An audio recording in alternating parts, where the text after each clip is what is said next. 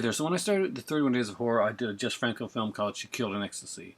It was put out at the same time as another film called Vampyros Lesbos. I'm hoping I got the pronunciation of that one right. Now, I also did, as a kind of a review, an extra review, one day I did Count Dracula, was also by Franco. So tonight we're going to be talking about the second one in that in the series, but the Vampyros Lesbos. And it stars Sol de Miranda as the Countess. Now here's the thing. A lot of the stuff that when I watched the Count Dracula film, that I felt was kind of missing, especially for the stuff that Franco was known for, and a lot of stuff that I was looking for actually showed up in this movie right here. Vampyros Lesbos was put out by Severin Films in a very, very cool edition. Really awesomely done. So hopefully you guys managed to get those. They were actually two really well done editions. I think She Killed Next is a better movie. But that being said, although it's never proclaimed as such, I actually thought that Vampyros Lesbos worked as a pretty good unofficial sequel to the original Count Dracula. Now, the original Count Dracula you know, with Christopher Lee is not the best film. As I said, it was one of the slower films. Actually, put me to sleep a couple times. This one doesn't. Saudi Miranda again. She is extremely beautiful in this one as well. It's a strange film, and it's a very artsy film, and it does have kind of a genre-land type of feel to it. However, I gotta say I really did like this film. I thought it was fun. Some of it didn't make a lot of sense, but there's the thing. They had like a lot of the characters and stuff that you see in the normal Dracula films. Dr. Seward is in it. Character that you know if you watch a lot of Dracula. There's kind of like we have like kind of a female type of Renfield. It is. There's so many nods to the actual original book that I'm thinking, this is actually better nods to the original story than the Count Dracula one that was supposed to be was way more faithful. Just still to this day, although Jess Franco's film isn't the best and not one of my favorite Dracula films of all time, it's probably a lot more faithful to the book than, say, for instance, Francis Ford Coppola's Bram Stoker's Dracula. And I'm still on with I'm with Christopher Lee on the basically it's a very pretty film, but it ain't Bram Stoker's Dracula. But this film here, I really I did enjoy. It was different. There was a lot of now it's not for younger children.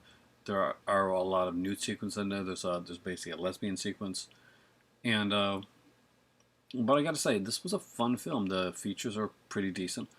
They did carry over one feature from the other one. I guess just in case people didn't end up buying both of them, they really wanted to showcase that this was Saudi Miranda, so they actually had one feature about her that actually shows up on both of those Blu-rays. So you'll notice that when you watch it.